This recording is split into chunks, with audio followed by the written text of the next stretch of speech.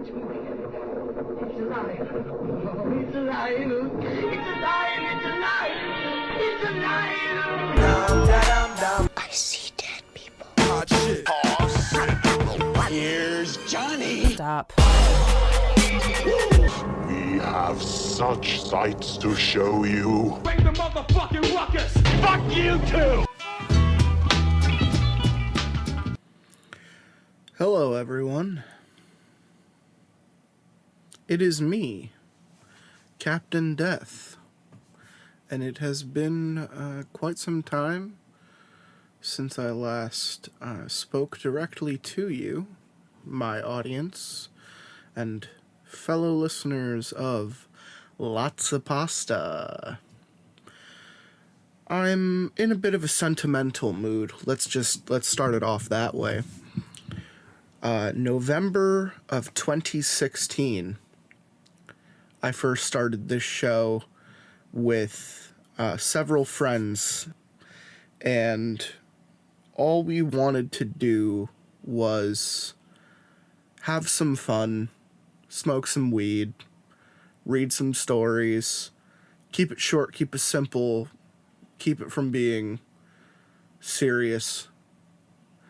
5 years later, I don't smoke as much weed. I'm not friends with everyone I originally started the show with, and I like to take the show a little bit more seriously.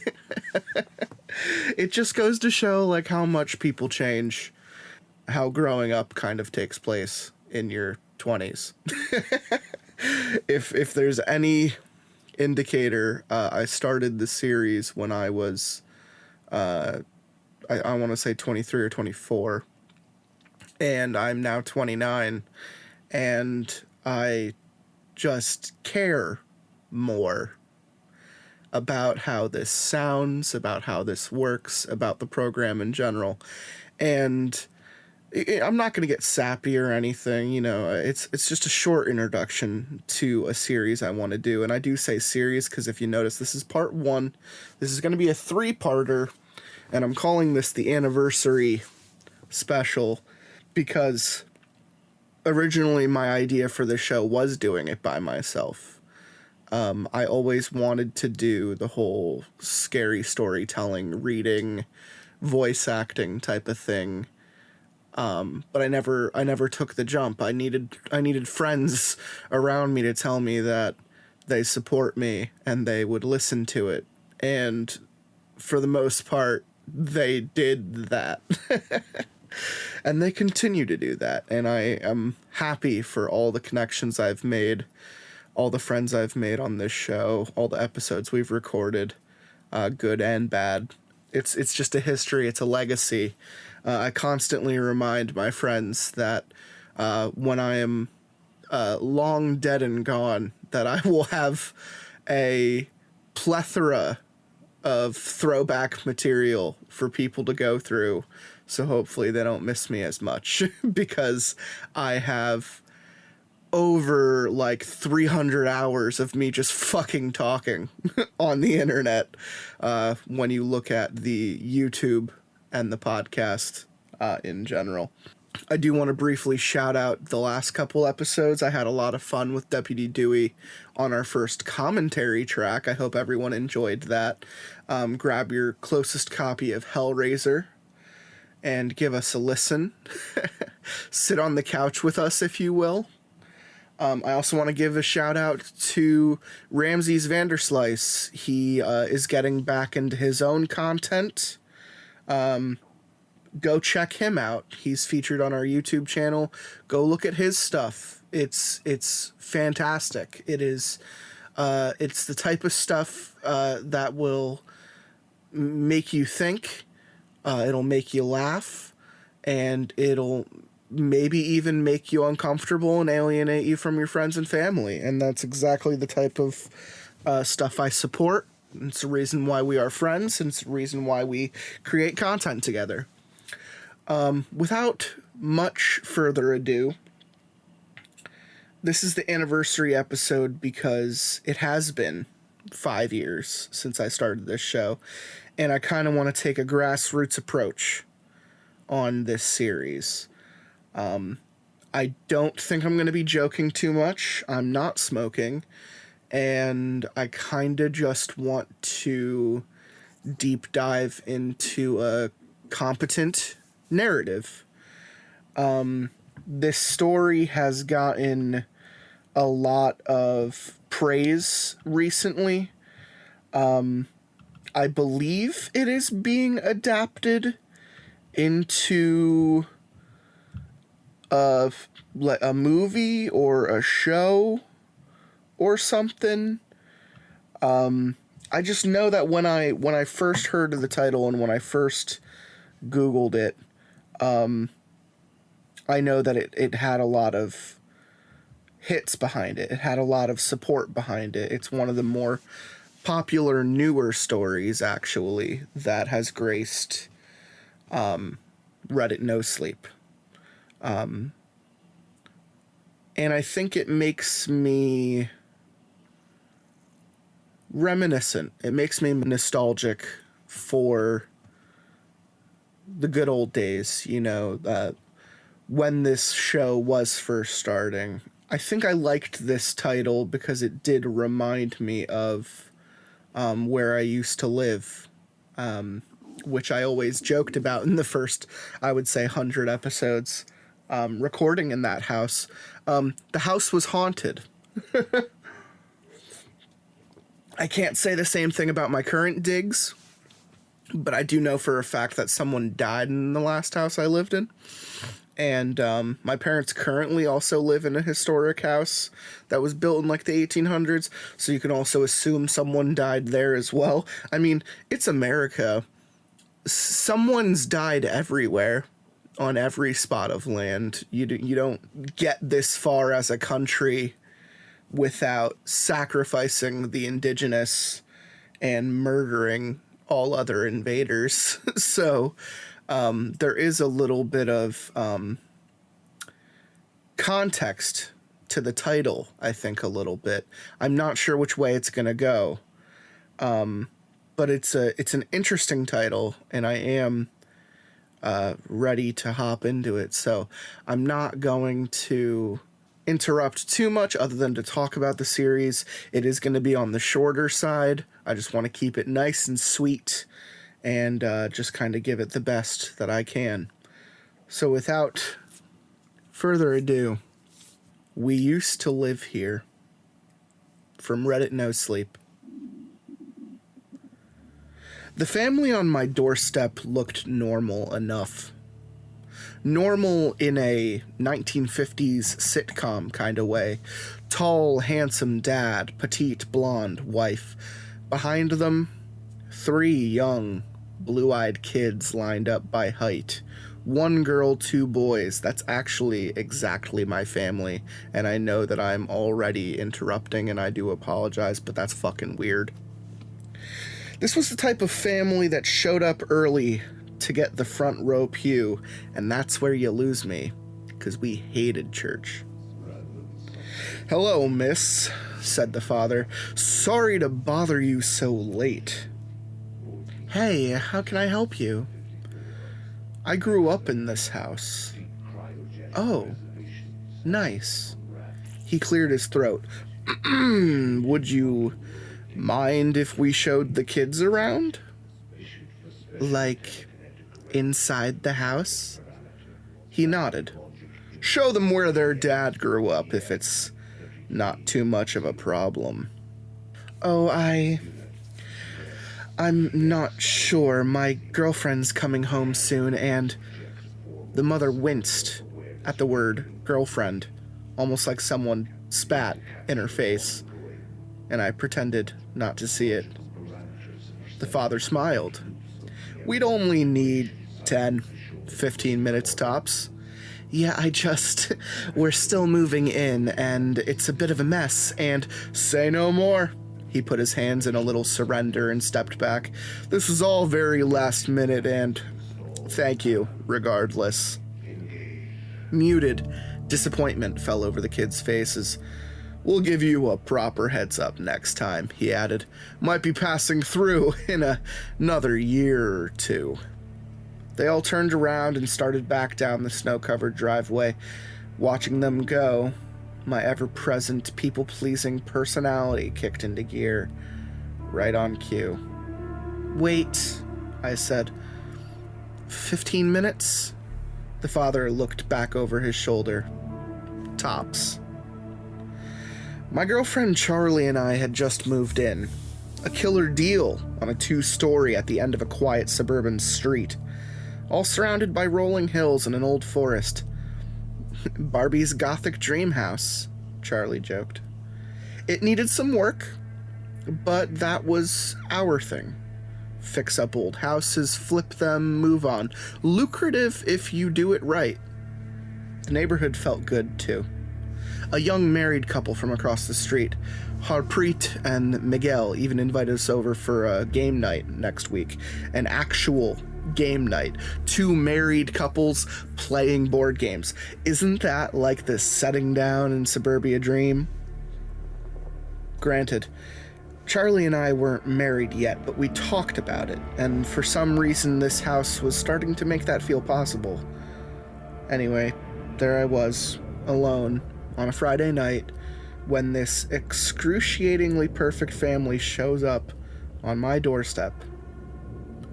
I followed them through the upstairs hallway. "This room used to be painted blue," said the father, pointing into a green-walled guest room. He strode forward and his family followed. "This room," he nudged open a half-closed door, "used to be a library." Now it was just a storage room. Well, that's what it was until we figured out what to do with it.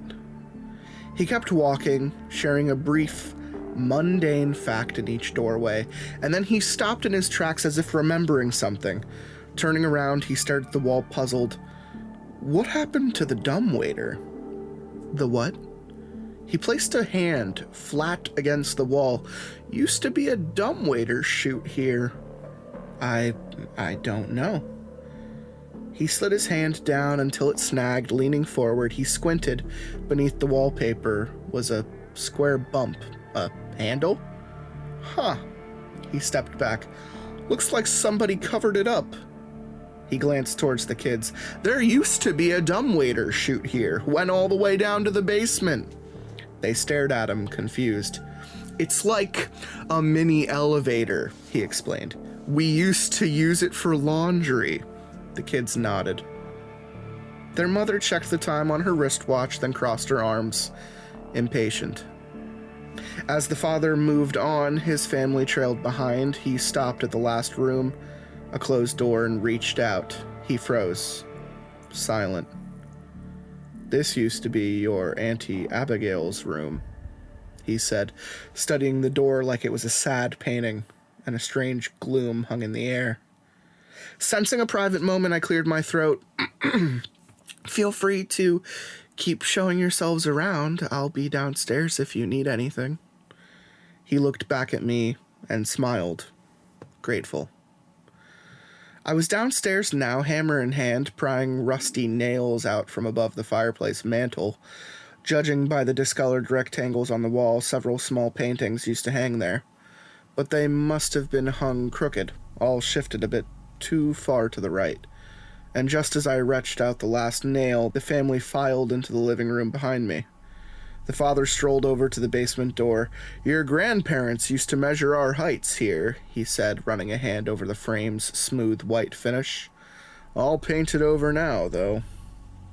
He tried for the handle. Locked. Looking towards me, he opened his mouth to speak, but in the kitchen, the oven timer went off. "1 second," I said, setting down the hammer. I crossed over and turned off the timer. The father blinked at me. "Can we go into the basement?" he asked, hand still gripped around the doorknob. "Oh, shoot," I shook my head. "Sorry, we're renovating down there. Lots of tools laying around. It's not exactly safe." Opening the oven, I pulled out a steaming roast. "Well, be careful," he said. "The lights are out, too." I set down the roast. "No work lights set up." "Not yet." His face twitched. For the briefest of moments, Then, all smiles, he released the knob and backed away from the door. "All right, no problem," he relented. I hadn't even been down there yet, but according to Charlie, the basement was a little fucky. An old labyrinth patchwork with extra bits added on over decades. According to the neighborhood legend, the house architect was a little eccentric, to put it lightly. "All right, gang, let's head out," said the father. "Don't want to overstay our welcome." He motioned his family into the foyer, but as they filed out, he meandered his way back towards the kitchen. "Thanks again for letting us take a look around," he said. "Meant a lot to the kids." "No problem." Didn't look like it meant shit to the kids, but I kept that to myself. Lingering at the edge of the kitchen, he glanced back towards his family as if making sure they were out of earshot. Content, he turned to face me, curious. This is kind of odd, but did you ever notice anything?" A commotion in the foyer cut him off. "Excuse me." He went to investigate. Intrigued, I followed. By the front door, the two young boys argued over something while the mother tried to calm them down. "Where's Jenny?" said the father. No response. The boys kept arguing. "Where's Jenny?" he boomed, voice resonating with sudden authority. The room fell silent and everyone looked around, no Jenny in sight. She was just here," said the mother. "Jenny," the father called out. No response. He sighed, rubbing his temples as he turned back to me. I am really sorry about this. Jenny, our youngest, she likes to hide." "Hide?" I asked. "Spontaneous hide and seek. We've been trying to correct it, but..." "Jenny," the mom called out in the background. "We should find her easily enough," he continued. "Gosh, this is so embarrassing." He shook his head, blushing. No, it's okay." He turned away. "Jenny, come on out," he said, trying to hide the irritation in his voice. As the family searched the house, I wandered up to the front door and stared out the window. Now, gentle snow was falling. Where was Charlie? She should have been home 30 minutes ago. I pulled out my phone and 2 missed calls, both from her, of course. I called back and 3 tones rang out. Voicemail. "Hey, Charlie, my phone was on silent. Call me back when..." Upstairs, someone whistled. One of the boys had found something. "Call me back when you can. Drive safe." Tucking my phone away, I hurried upstairs. The family stood huddled in the middle of the hallway facing the wall. Stepping forward, I peered over the mother's shoulder to see what they were investigating. A hanging flap of wallpaper had been torn back, revealing the dumbwaiter chute. Rusty metal door ajar. No elevator cart in sight. Fuck. This could only mean one thing. Jenny, the missing kid, was hiding in the basement. Flashlights in hand, the father and I descended the darkened staircase, so much for the basement being off limits. The rest of his family lingered behind us, wary. At the bottom of the steps, the father looked around and huffed. His light scanned through rickety shelves, aging support beams, sagging cobwebs. Down here, the dad almost seemed nervous, like this place brought up bad memories. "Know the basement well?" he asked. "Not really," I said. "Charlie's more familiar with the layout." "Charlie?" "Oh, yeah, that's my girlfriend." "Right. Don't think I caught your name, by the way." "Eve." "That's a good name. I'm Thomas. My wife's Paige. You can just call the kids, Headache 1, 2, and 3. He glanced at me, expecting a laugh, so I managed a polite chuckle. Squatting down, he swept his light over the floor. "She's probably in full-on hiding mode now. We should split up, cover more ground that way." I furrowed my brow, skeptical. "You have to be quiet." Thomas pushed off his knee to stand. "If you see Jenny, just try and grab her or she'll run away and hide again. She's fast." His voice strained with the exhaustion of having done this one too many times. "You're sure? Just grab her?" "Yeah, it's fine. It's all part of the game." Looking to his right, he whispered, "I'll go this way. You go that way." He nodded to the left. Sure, I replied, still unsure of this plan. He turned and disappeared around the corner. I moved left and was greeted by a long, empty hallway. Creepy. I trudged forward. This sucks. And Charlie was right. The basement was fucky, all sorts of nooks and pockets. Rounding the next corner, I shone light into a garage-like room, mostly empty, save for a row of metal shelves, and, sitting in the far corner, a coat rack, beside a dozen or so empty picture frames. A cold draft pushed through me. Shivering, I stepped forward, and something clattered against the concrete. Startled, I turned to look, and across the room a tin can rolled over the floor, a mess of nails and screws. Great! Now this stupid kid's gonna step on a rusty nail, get tetanus, and the parents are gonna sue us. I strolled over, set the flashlight down, and used my hand to sweep the nails back into the tin can. And as I swept, the flashlight started to roll away. Uneven floors. Nice! I set my foot out to block it, and something in the beam of light caught my eye, or rather, hundreds of somethings. Ants. A trail of black ants marching along the bottom of the far wall. Fantastic. Add pest control to the unexpected expenses list. Frustrated, I grabbed my flashlight and slogged over. The ants led around the corner, deeper into the basement, all marching in the same direction. Is that normal ant behavior? Aren't they supposed to march both ways? Vague memories from a Nat Geo documentary echoed in my head. Shrugging it off, I followed the trail. I rounded the corner into another long, uninviting corridor. The ants trooped into receding darkness. I could almost hear their little feet tapping against the concrete. Where were they going? Curiosity building, I crept forward. Halfway down the hallway, they took a hard turn into a makeshift wine cellar. So I stepped inside. Stone floor, arched brace ceilings, old empty barrel racks. This room almost looked medieval. The ants ran in a straight line towards the furthest back corner, disappearing out of sight. I crossed over, hunched down. They filed into a crack at the bottom of the wall. What's on the other side? I raised my flashlight and, behind me, 2 quick footsteps scraped over concrete. I spun around. About 20 feet away, in the room's entrance, stood the father, back turned. His posture was strange, almost rigid, arms straight at his sides, flashlight aiming at the floor, motionless. "Hey," I called out. No response. I stood up and glanced around the room. He was blocking the only way in or out. "Thomas." Silence. That was his name, right? Clearing my throat, I stepped forward, a growing pit of dread in my stomach. I was about to call out again, but he started whispering, talking to the blank space in front of him. "What are you doing down here, Abby? We've been looking everywhere for you." "Thomas?" I said louder now. No response. He just kept talking to dead air, exasperated. "I'm not sure how much longer we can do this," he said. "I thought you were on board." I moved closer, reached out, touched the back of his shoulder, and holy Christ! Thomas spun around, setting a hand against his chest. You're a quiet one," he exhaled, catching his breath.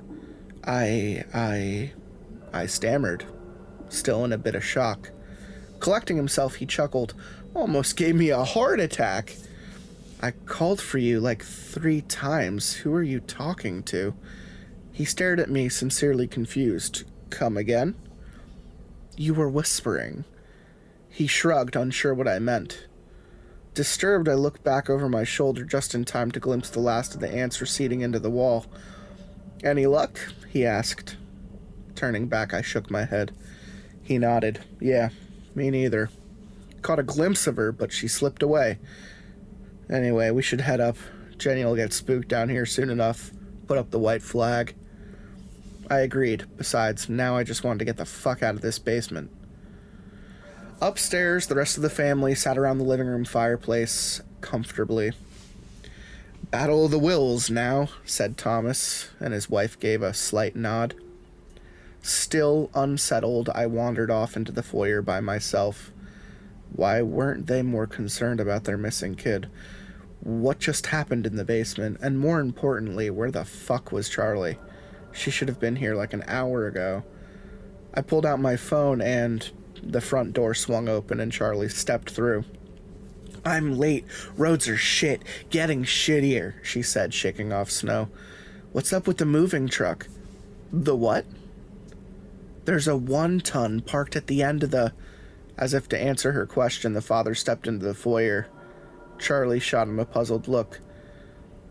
This is Thomas, I said. He grew up here as a kid. He was just showing his family around, and now our daughter is playing solo hide-and-seek in the basement, he said apologetically. Oh yeah? My brother used to do that. She shot out her hand for a shake. Name's Charlie. Charlie Bastion. They shook hands, a firm, single shake. Charlie was my emotional polar opposite. Chill with everybody, confident, extroverted, trusting, and direct. Good at setting boundaries, too. Any hidden rooms or ghost stories we should know about? She asked, hanging up her jacket.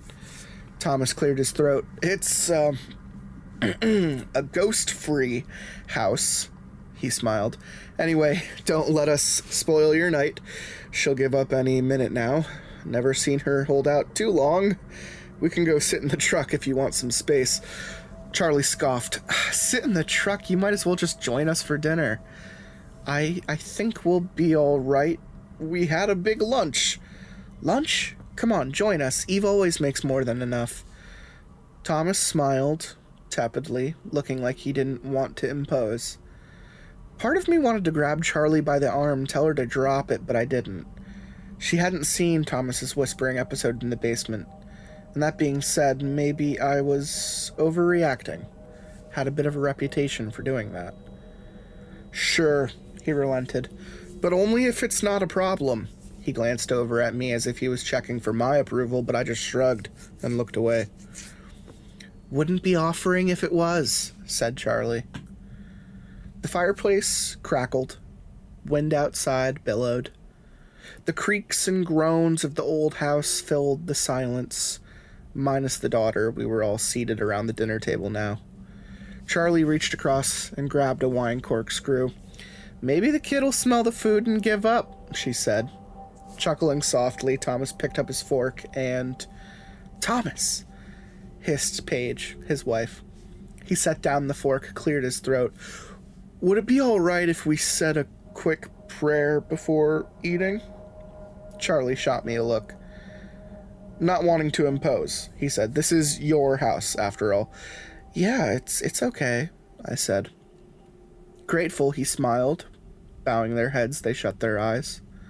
I never had a problem with prayer, grew up in a religious household myself. I still value some of the lessons, but for every great lesson, there was something that made me question who I was. Paige cleared her throat.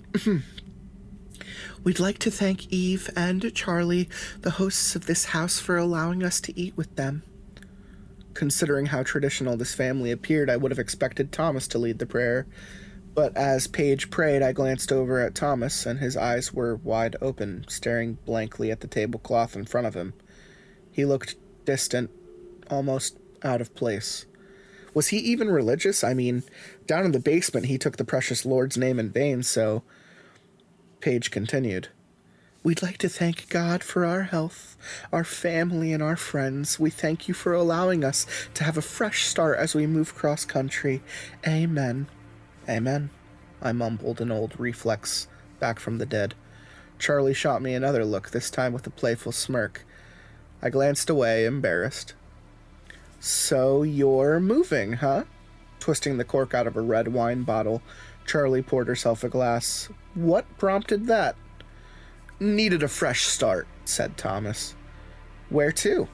Asked Charlie. Oh, downstate. This is delicious, by the way, Paige cut in, looking at Charlie. It's really appreciated. Don't thank me. Eve's the master cook tonight. Charlie held up the bottle. Wine? Thomas shook his head. We don't drink. Very wise, said Charlie. She glanced at the two boys. Listen to your parents, kiddos. Paige smiled, opened her mouth to speak, but a techno cover of Beethoven's Fifth cut in. Dun dun dun dun. Charlie pulled out her phone. My bad. She muted it, and she went over to put it away, and the screen caught her eye. Oh, shit. She held it up for me to see. Notification. Dangerous driving condition along the number 5 connector. Winter tires recommended. Said Thomas. Roads are getting worse. Charlie tucked her phone away. Hopefully the kid shows up soon, huh? She will.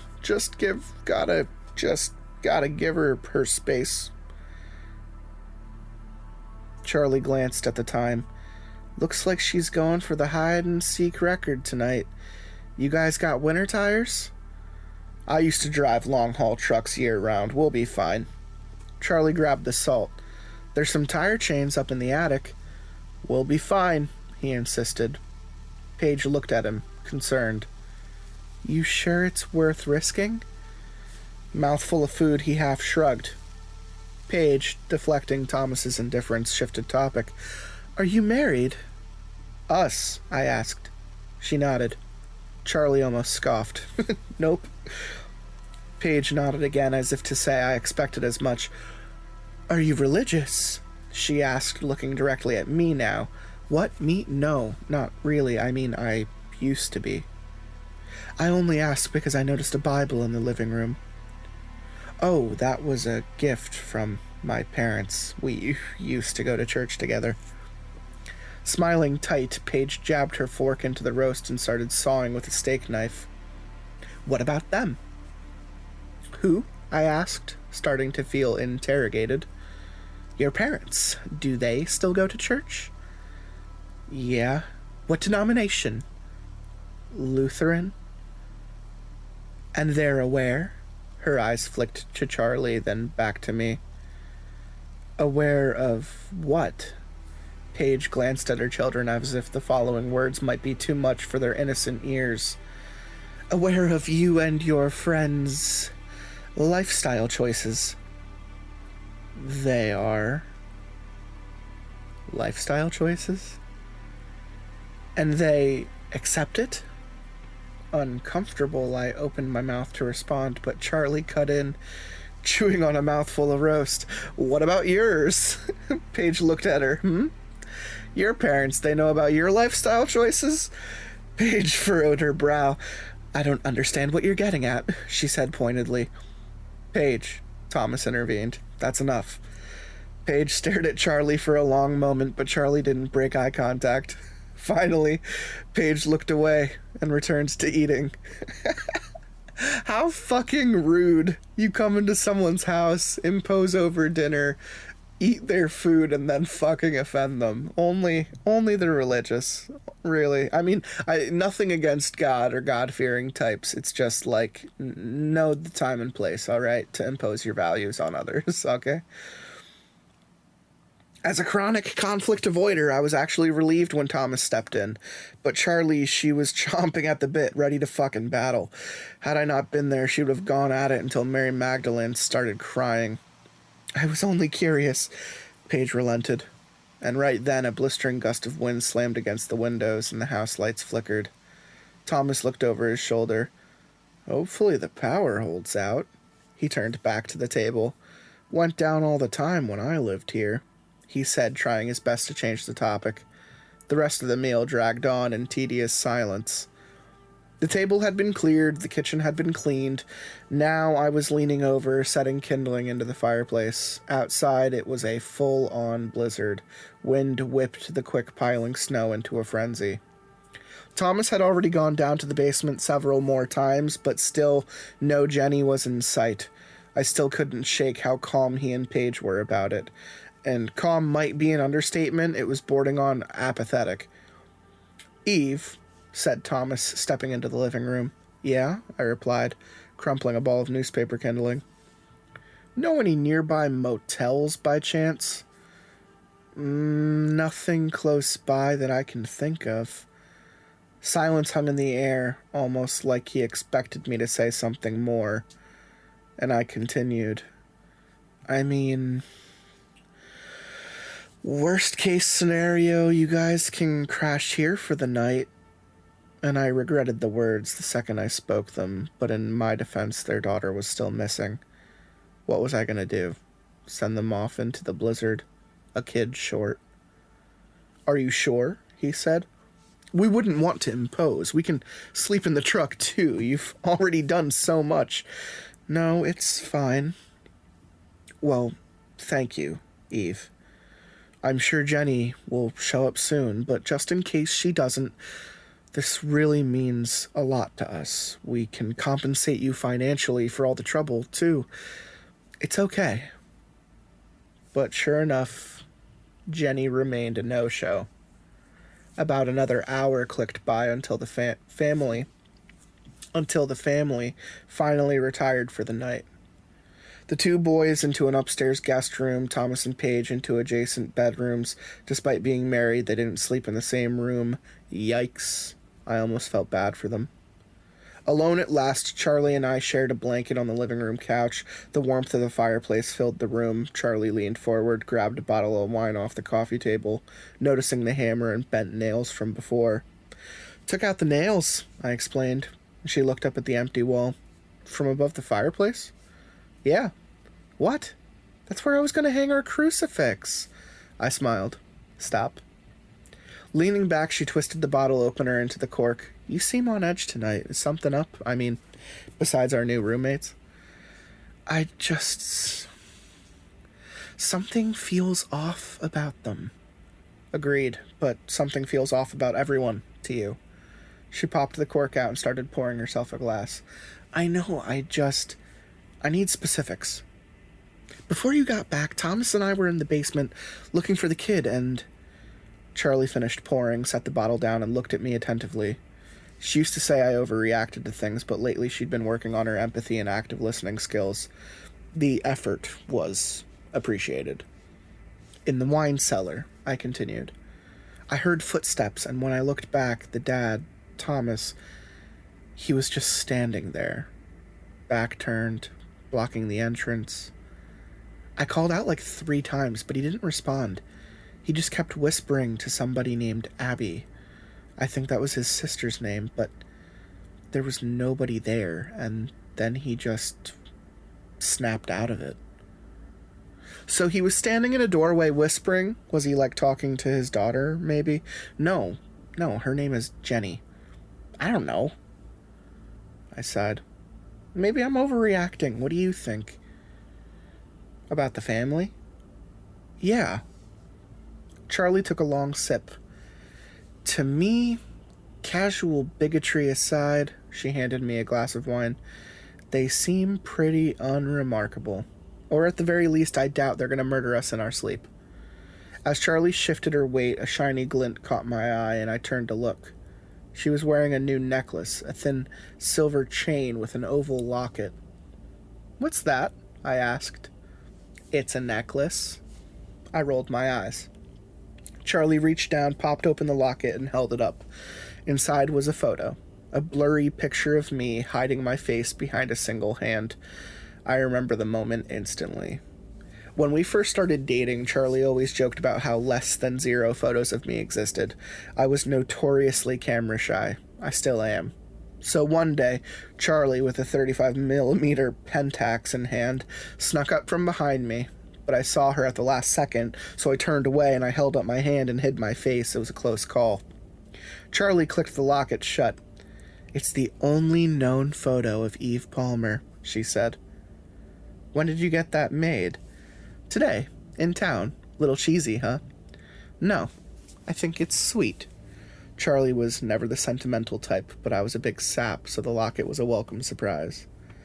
We stared into each other's eyes for a long moment, and then, behind us, Thomas stepped into the living room, groggy, rubbing his eyes.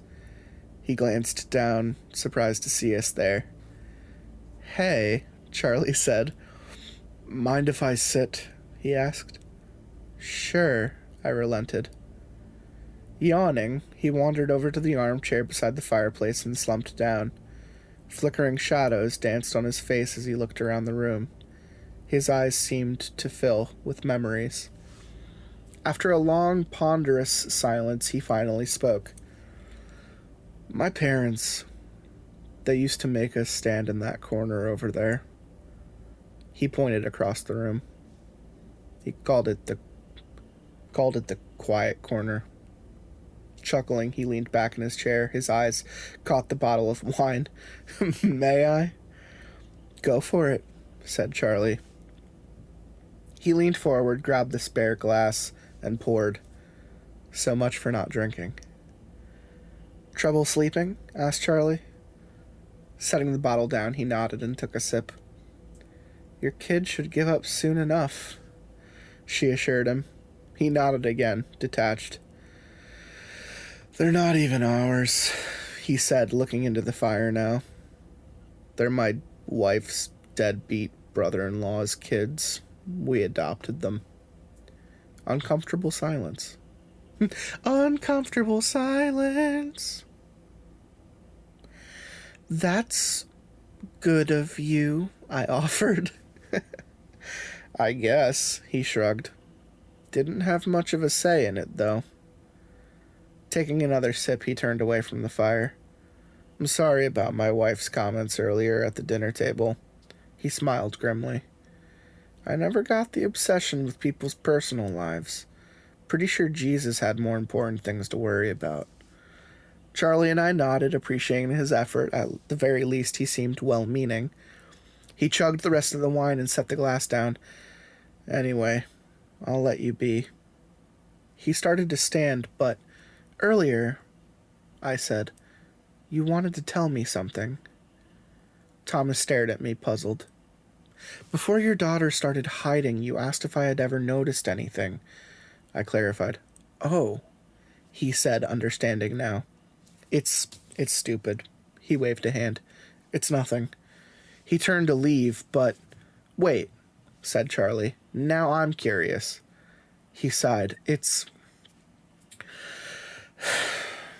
just weird things happened here when I was a kid, is all. What kind of weird things? Charlie never believed in ghosts, but she sure as hell loved hearing stories, and so did I, and so do you, and so does Lotsa Pasta. I mean, I don't think it's haunted. Thomas paused, debating whether to share more, and relenting, he sat back down. He let out a long sigh, and then... We'd been living here about 3 years when my sister started to believe the house was changing. She'd wake up not recognizing her own room. Said weird things like the walls were a different color now. The furniture was getting swapped out, but she was the only one who could see it, and to everyone else, myself included, it was just the same house it always was. He paused, rubbing his square chin with a knuckle. Mom and Dad told her it was just nightmares, delusions, but then she started forgetting faces. People she'd known her whole life became strangers. He sighed regretfully. Our parents never took her to the doctors. They didn't believe in that. They believed in prayer. So we tried that for about 1.5 years or so, and then she just vanished.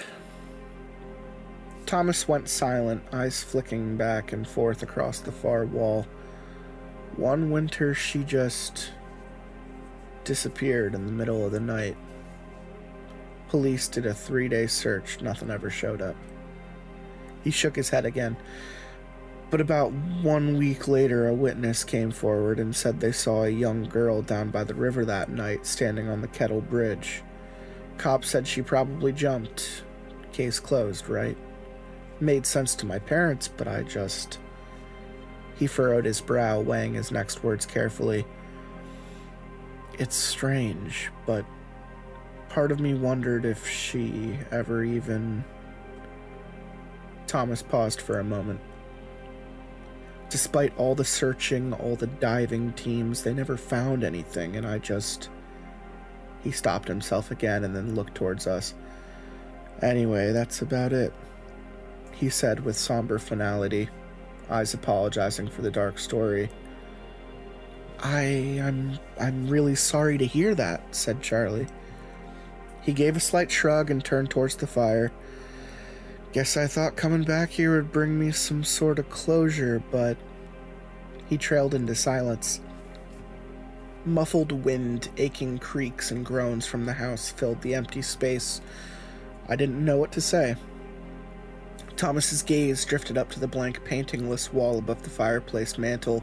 His face twitched ever so slightly. Anyway, he said, I should get back to sleep. He pushed up to standing. Good night. Night. He drifted out of the room and went back upstairs. Charlie waited a moment to be sure he was gone. What the fuck? Fair enough. We went to bed shortly after, and Charlie was out in 5 minutes flat, but after hearing that story, I lay wide awake, staring up at the stucco ceiling. Considering what happened, why would anyone bring their family back here? How was he even sleeping while his daughter was still missing? I couldn't shake any of this, but finally, after 2 hours or so, I somehow managed to fall asleep. A distant clang snapped me awake, and I sat up, listened carefully. Wind outside, clock ticking, Charlie breathing. Okay, you're fine. Climbing from bed, I stretched up my arms and shook out my hands. Maybe the dad's story was getting to me. Either way, I needed a glass of water. Downstairs in the kitchen, I sipped lukewarm tap water from a tall glass, ruminating on the strangeness of everything. When will that stupid kid finally show up? Across the living room, the basement door was wide open. Maybe the kid finally caved. Setting down the glass, I crossed to the top of the steps and peered down. Uninviting darkness. No thank you. I was about to close the door when, at the bottom of the stairs, a small silhouette, motionless, child-sized, enveloped by shadow. Jenny, the missing kid. I squatted down to appear less intimidating in the same way someone does when trying to coax an unfamiliar cat. Hey, Jenny, I said, almost whispering. Your parents are really worried about you. Do you think it might be a good time to come back upstairs? Her head tilted, but otherwise she remained motionless. Now I could see the slightest glimmer in her eyes, reflecting the moonlight. A long silence dragged by until I realized something else. She wasn't blinking. 10, maybe 20 seconds had gone by and she hadn't blinked, not even once. What the hell? And then, as if reacting to my realization, the figure slowly rose to stand, and it wasn't child-sized after all. It was only hunched down.